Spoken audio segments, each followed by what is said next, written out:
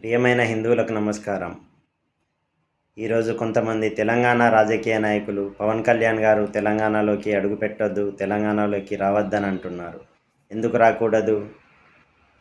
ప్రపంచంలోనే గొప్పదనుకుంటున్న భారత రాజ్యాంగమే భారతదేశంలోని ప్రతి పౌరుడు భారతదేశంలో అణువణువు తిరిగే హక్కును కల్పించింది.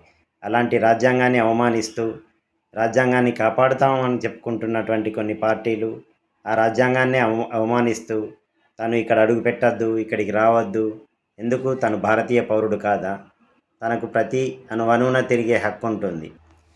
బ్రిటిష్ వాళ్ళు అవలంబించిన డివైడ్ అండ్ రూల్ పాలసీని వాళ్ళు స్వాతంత్రంతో పాటు అప్పటి నుంచి 20 సంవత్సరాల కిందటి వరకు మన దేశాన్ని పరిపాలించిన ఒక పార్టీకి వారసత్వంగా డివైడ్ అండ్ రూల్ పాలసీని ఇచ్చి వెళ్ళారు. దాన్ని వీళ్ళు కొనసాగిస్తూ మనుషులని కులాల పేరుతో, ప్రాంతాల పేరుతో విభజిస్తూ పూటగట్టుకుంటున్నారు.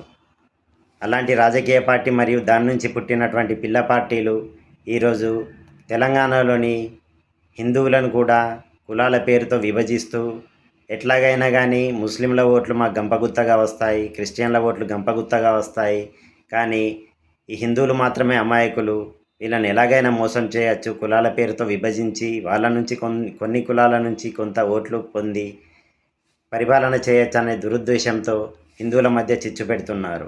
పవన్ కళ్యాణ్ గారిని ఎందుకు రావద్దంటున్నారంటే తను ఇక్కడికి వస్తే హిందువులకు అండగా ఉంటాడు, హిందువులను ఐక్యం చేస్తాడు, సనాతన ధర్మాన్ని రక్షిస్తాడనే ఒక దురుద్దేశంతో తను ఇక్కడికి రాకూడదని చెప్పేసి 15 నిమిషాలు టైం ఇస్తే హిందువులను లేకుండా చేస్తామన్న వాళ్ళు తెలంగాణలో తిరగచ్చు.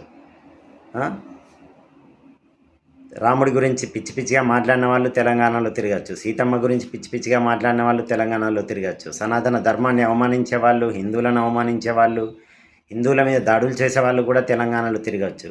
కానీ సనాతన ధర్మాన్ని రక్షిస్తానని తలకెత్తుకున్నటువంటి ఒక వ్యక్తి తెలంగాణలో తిరగద్దనడానికి మీకు హక్కు ఎవరిచ్చారు?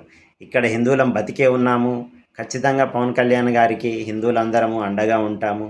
కాబట్టి పవన్ కళ్యాణ్ గారు తెలంగాణలోకి రావాల్సిందే, రావాలి, ప్రతి అణువణువు తిరగాలని చెప్పేసి కోరుకుంటున్నాము. జై హింద్, జై తెలంగాణ, జై భారత్.